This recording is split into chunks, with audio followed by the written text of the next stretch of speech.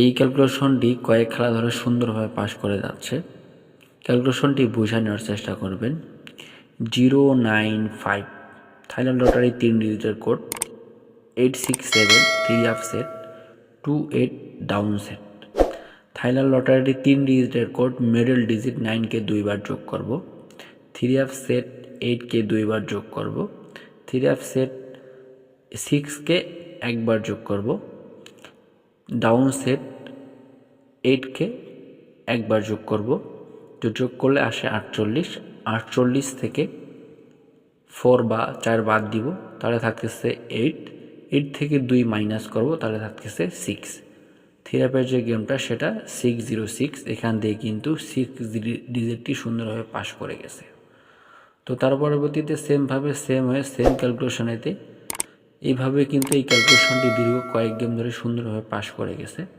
তো নেক্সট খেলার জন্য এই ক্যালকুলেশনটি এই ক্যালকুলেশন ধরেই 19 দুইটা মাত্র ডিজিট বাইর হয়েছে।